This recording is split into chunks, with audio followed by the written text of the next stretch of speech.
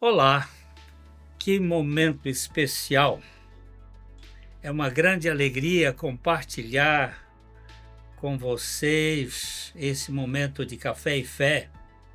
E a gente está aqui já há algum tempo, batendo numa tecla que é o Evangelho, o anúncio da boa notícia, a notícia de que há um Deus que ama, que tem como objetivo resgatar o homem caído e fazê-lo filho de Deus, já que todos nós, com a queda, nos tornamos apenas criaturas divinas caídas, cheias de si mesmos e que precisa de uma transformação.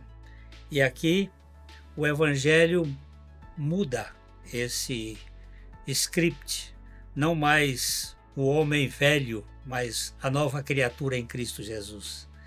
E aqui estou mais uma vez com meu amigo e irmão, pastor Eric, onde nós vamos conversar. Seja bem-vindo nesse nosso Café e Fé.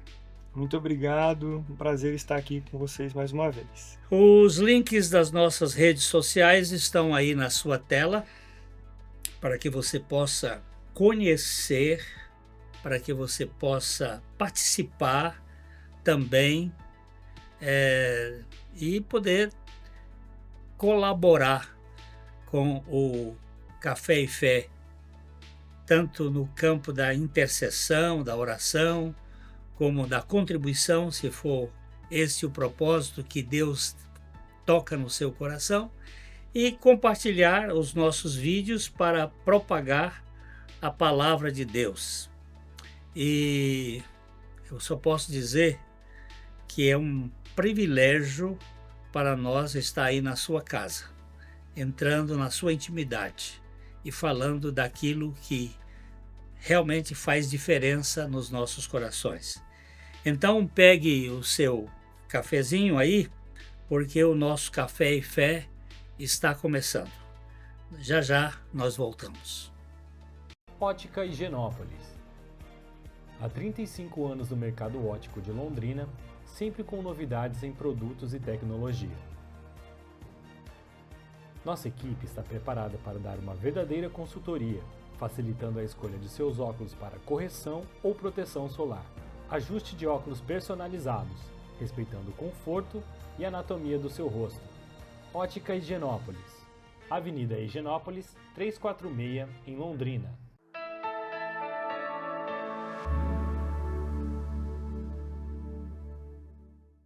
Hoje nós gostaríamos de trabalhar um pouco a questão do que temos em Cristo Jesus.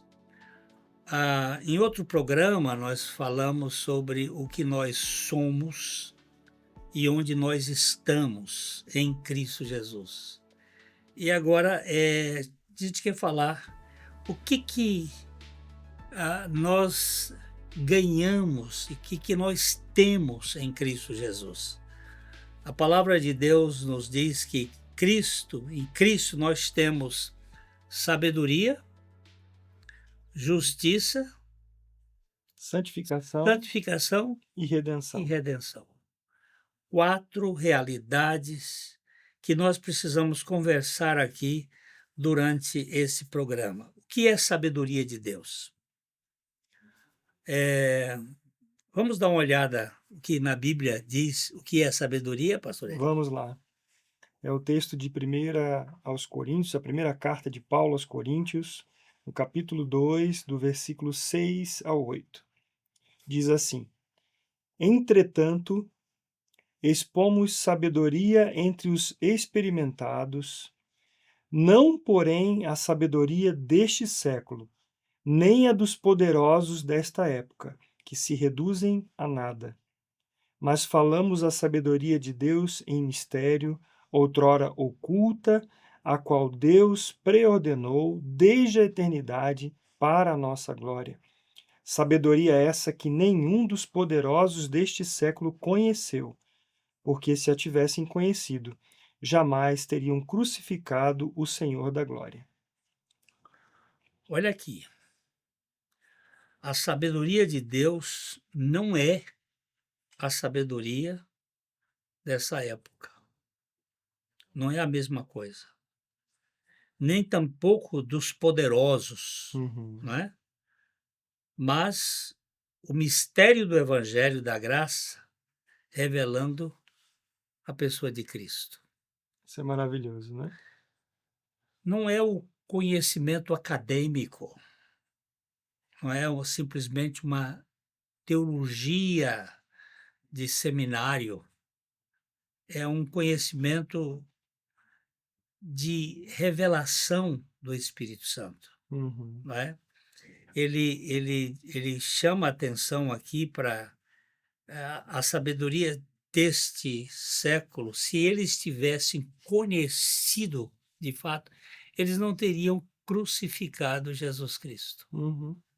Porque é nessa aparente fraqueza ou esse paradoxo da morte que está inserida a grande sabedoria de Deus. É.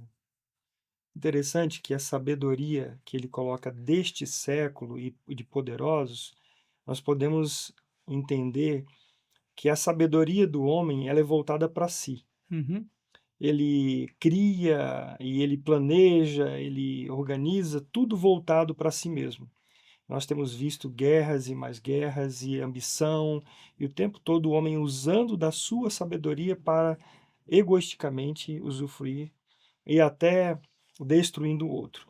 E aqui o apóstolo Paulo está falando de uma sabedoria que está no evangelho da graça de Deus. Ele nos dando, né? E, e ele diz assim que essa sabedoria esteve em mistério outrora oculta Uhum. e que Deus preordenou desde a eternidade para a nossa glória, que esteve oculta. Se o império das trevas soubesse Uhum. que Jesus Cristo ia dar um nocaute Uhum. na sua obra ali na cruz, é o que ele disse: jamais eles teriam crucificado o Senhor da glória, Uhum. porque a aparente a aparente fraqueza, a aparente derrota da Aham. cruz, na verdade é uma vitória É, exuberante, é verdade. né? Quando o Senhor, na sua sabedoria, eh, destronou ali na cruz, o apóstolo Paulo diz, colocou a execração pública. Uhum. Aquilo ficou claro que os principados e potestades e forças espirituais da maldade foram colocados no ridículo ali na cruz, né? Então, essa é uma sabedoria que os poderosos não entendem, porque ela está oculta aos olhos das pessoas e ela só é revelada mediante o Espírito Santo. Ele vai dizer um pouco para frente que nem olhos viram, nem ouvidos ouviram, nem jamais penetrou no coração do homem o que Deus preparou para aqueles que o amam. Uhum. Né? Essa é a grande sabedoria, a sabedoria da cruz de Cristo. Pastor, o senhor falou uma palavrinha que me levou para um outro texto de 2 aos Coríntios 13, de 3, o versículo 4, melhor dizendo, diz assim: porque de fato foi crucificado em fraqueza, contudo, vive pelo poder de Deus. Essa aparente fraqueza de Deus, na verdade, é o dunamis dele, É o grande o grande poder, poder, né? É o né? grande poder, porque ele está destronando ali o, as potestades deste mundo. É a sabedoria de Deus. Em Colossenses capítulo 2, ele diz que, capítulo 2, verso 2, ele diz: para que o coração deles sejam confortados e vinculados juntamente em amor, e eles tenham toda a riqueza da forte convicção do entendimento para compreenderem plenamente o mistério de Deus, Cristo, em quem todos os tesouros da sabedoria e do conhecimento estão ocultos. Pense nisso aqui. Todos os tesouros da sabedoria e do conhecimento. Ele detém. Eu não acho que a ciência vai descobrir alguma coisa que não esteja em Cristo. Que a filosofia vai entender alguma coisa que não esteja. Todos os tesouros da sabedoria e da ciência estão ocultos em Cristo. E ele se tornou nossa sabedoria. É interessante que Paulo escreve isso para uma igreja que estava sendo atacada por uma ideia de conhecimentos ocultistas, de um poder de um conhecimento que era para alguns especiais. E Paulo vai dizer que esse evangelho, de fato, é esse poder e essa sabedoria de Deus, né? E que é para todo aquele que nele crê. Na época ele está dizendo isso tanto para judeus quanto para gregos, né? Exatamente. No livro de Tiago, no capítulo 3, ali 13, se dá para ler aí no Dá. aqui.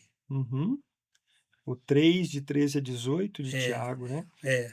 Quem entre vós é sábio e inteligente? Ele faz essa pergunta. Mostre em mansidão de sabedoria, mediante condigno proceder as suas obras. Se, pelo contrário, tendes em vosso coração inveja amargurada e sentimento faccioso, nem vos glorieis disso, nem mintais contra a verdade. Esta não é a sabedoria que desce lá do alto, antes é terrena, animal e demoníaca. Pois onde há inveja e sentimento faccioso, aí há confusão e toda espécie de coisas ruins. A sabedoria, porém, lá do alto, é primeiramente pura, depois pacífica, indulgente, tratável, plena de misericórdia e de bons frutos, imparcial, sem fingimento. Ora, é em paz que se semeia o fruto da justiça para os que promovem a paz. Que coisa mais preciosa.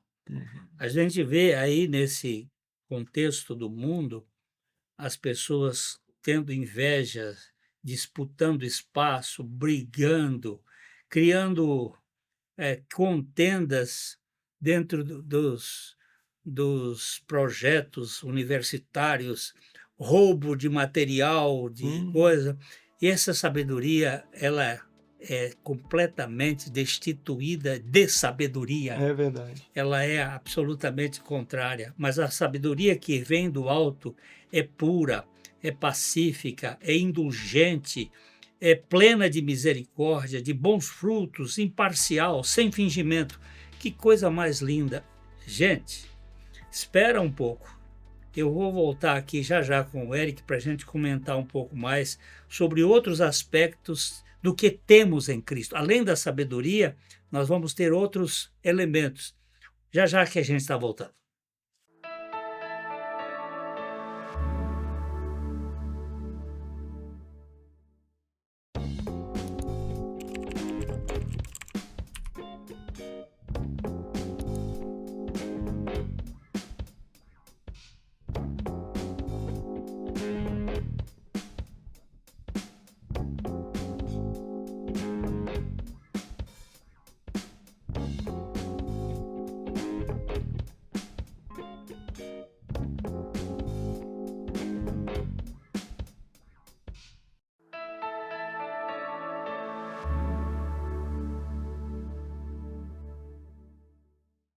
Depois que o apóstolo Paulo falou sobre a sabedoria que nós temos em Cristo Jesus, que é diferente da sabedoria deste mundo, ele vai usar outros elementos aí, como a justiça, a santificação e a redenção, não é?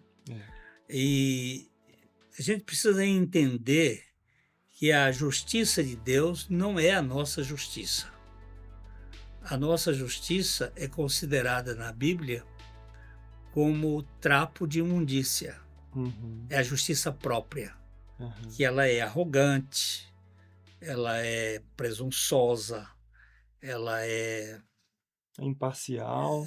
ela é parcial, É, a é nossa, né? verdade, é É parcial. A de parcial. Deus é imparcial, É exatamente. uma justiça que, que cria esse problema. Nós podemos ver aqui, por exemplo, no nosso Brasil, né? Nós estamos aqui carentes de justiça, É verdade. porque hoje a coisa está muito complicada, as leis são mudadas, os códigos são violentados, mas a justiça de Deus, não é diferente.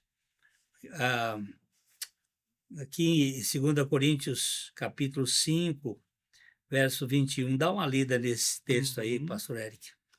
Aquele que não conheceu o pecado, ele o fez pecado por nós, para que nele fôssemos feitos justiça de Deus.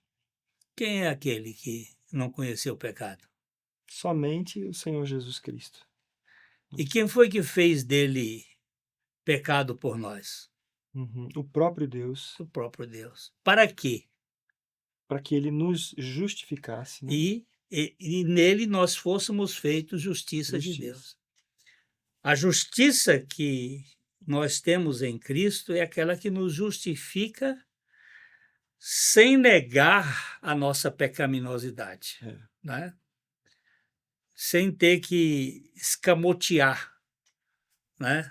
Sem ter que passar por cima dos fatos. Não, esse aqui, Glênio, ele é um pecador, ele é um perverso, ele é um corrupto, ele é um maligno, mas eu vou assumir a causa dele, vou morrer a pena de morte dele Uhum. e depois eu vou colocar a minha justiça nele. Uhum. Isso não tem advogado nem juiz nesse mundo que possa entender tal coisa. E é muito bonito de nós vermos isso, que ele está agindo, o Senhor Jesus, em todos os aspectos da nossa salvação, não é? Ele mesmo se colocou como oferta, ele mesmo nos redimiu e ele mesmo coloca a sua justiça sobre nossas vidas, né? Apesar de toda aquilo que o senhor falou agora, e eu creio também, eu também tenho tudo isso, porque eu herdei tudo isso de Adão, essa pecaminosidade, essa depravação total. E se hoje eu estou aqui é pela graça e misericórdia de Deus, somente. É, o sacrifício de Cristo é que nos garante a justificação. É. Não é porque eu faço boas obras, não é porque eu tenho bom comportamento, não é porque a minha conduta seja ilibada, é porque Cristo Jesus assumiu a minha causa, morreu a minha morte e ressuscitou para me dar a vida dele. Aleluia. Paulo vai dizer em Romanos capítulo 3, ele diz assim, mas agora, sem lei, se manifestou a justiça de Deus, testemunhada pela lei e pelos profetas.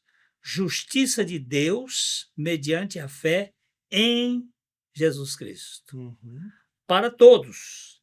E sobre todos os que creem, porque não há distinção. Pois todos pecaram e carecem da glória de Deus. E ele agora diz assim, sendo justificados gratuitamente por sua graça, mediante a redenção que há em Cristo Jesus. Uhum. Então, eu tenho da parte de Deus sabedoria. Sim. E eu tenho da parte de Deus em Cristo Jesus justiça. Justiça. E agora temos também santificação e redenção. E o que é santificação? Então, nós podemos olhar dois aspectos da santificação. O primeiro é que todos os que creem em Jesus, eles são separados, santificados pelo Espírito em Cristo Jesus. Essa é a nossa posição nele, É né? posicional, É né? posicional. Nós fomos separados para Ele, para a sua glória. E também nós estamos sendo santificados, é a salvação da alma no tempo Processual, presente, né? processual. É. Então, presta atenção no que ele disse aqui. Há uma santificação que é um ato, que é uma realidade feita por Cristo. Ele nos separou para Deus por meio dele e nós fomos feitos santos. Uhum. Todo cristão é chamado na Bíblia de santo, porque significa separado. Não é que ele é perfeito, porque não existe ninguém perfeito. Nem as pessoas mais piedosas deste mundo são perfeitas, É verdade. né? Nós somos pecadores em processo de Uhum. santificação, né? Nós fomos feitos santos e agora, processualmente, nós entramos num processo de santificação, Santificação. que é contínuo. Eu escrevi um livrinho há um tempo atrás, que é Fui salvo, estou sendo salvo, serei salvo. Fui salvo da condenação do pecado. Uhum. Já nenhuma condenação há para os que estão em Cristo Jesus. Estou sendo salvo do poder do pecado. Fui salvo da condenação. Estou sendo salvo do poder. Agora, essa salvação é processual. Sim. E serei salvo da presença do pecado. Pecado. Um dia, quando eu tiver um corpo glorificado. No meu espírito, eu fui salvo da condenação. Na minha alma, eu estou sendo salvo do poder do pecado. E no meu corpo, um dia, eu serei salvo da presença do pecado. Aleluia. Isso tudo sequencialmente dentro desse processo, né? É. E aí, mais na frente, um pouquinho, ele vai falar de uma redenção, né? Uma Então, redenção. eu tenho em Cristo, eu tenho sabedoria, não a sabedoria do mundo, mas a sabedoria que vem de Deus. Depois eu tenho em Cristo a segunda questão é Sabedoria, justiça, justiça, santificação e agora santificação e e a redenção. redenção. O que é redenção? O que significa redenção? Eu quero ler o texto do apóstolo Paulo em Romanos, capítulo 6 a 8, que diz assim: Sabendo isto, que foi crucificado com ele o nosso velho homem, para que o corpo do pecado seja destruído e não sirvamos o pecado como escravos, porquanto quem morreu está justificado do pecado. Ora, se já morremos com Cristo, cremos que também com ele viveremos. Olha aqui a redenção. Viveremos com o Senhor eternamente, livres da presença do pecado. Quer dizer que nós fomos libertos da escravidão do pecado pela obra completa de Cristo na cruz. Sim. Tudo Né? nele, né? É. O verbo aqui, que é usado no grego, que significa soltar. Qualquer pessoa amarrada ou presa. Uhum. É libertação efetuada pelo pagamento do resgate. Que libertação, hein? Não é? E ali na cruz, quando Cristo tomou o nosso lugar e morreu a nossa morte, ele assumiu tudo nele, né? Em Cristo. Nós perdemos aquela corrente que nos prendia, que nos dominava, né? É verdade. Então, você precisa ter essa consciência que em Cristo você tem sabedoria, justiça, santificação e redenção. E por isso o nosso texto termina dizendo, vamos ler o versículo 31 aí, pastor Eric? Já deixei separado, diz assim: para que, né, voltando, ele fala que nós somos feitos da parte de Deus, sabedoria, justiça, santificação e redenção, para que, como está escrito, aquele que se gloria, glorie-se no Senhor. Não há glória para nós, não há mérito nosso, né? A salvação de A a Z é de Deus, é por Deus vivia para Deus. Eu só entrei na salvação com o pecado. E Deus, em Cristo, fez tudo, Aleluia. né? Ele fez tudo. Não há glória para nós. Não existe mérito para nós aqui dizendo, ó, mas eu fiz tal coisa. Uma vez eu vi um pregador dizer, e eu achei muito bonito, para mim fez sentido, ele disse, se a graça fizer 99% e eu fizer 1%, já não é pela graça. E eu estraguei a graça. Eu vou requerer 1% de glória, De né? glória. Porque quando se define graça, é que Deus é Deus dando e fazendo tudo a quem nada merece, nem tem condições de merecer. Então, é totalmente feito por Ele. Então, você que recebeu tudo mediante a sua união com Cristo, você crê, de fato, que Jesus Cristo é o tudo para você? Ou você ainda está tendo que pagar algumas coisas, fazer algumas penitências e carregar alguns fardos e fazer, isso aqui para mim é salvação. Pode ajudar, essas coisas podem ajudar você a ter uma consciência de limpeza real? Eu não vejo. Cristo fez tudo e faz tudo, e eu preciso crer totalmente na suficiência do Senhor Jesus. Amém. Concorda, pastor Érico? Plenamente. Então, gente, o tempo já foi e nós queremos deixar aqui o nosso abraço, agradecer ao pastor Érico por estar aqui conosco, e eu espero que a fé continue aquecendo os nossos corações até o nosso próximo encontro, se o Senhor permitir. Aquele abraço de coração para coração. Até mais.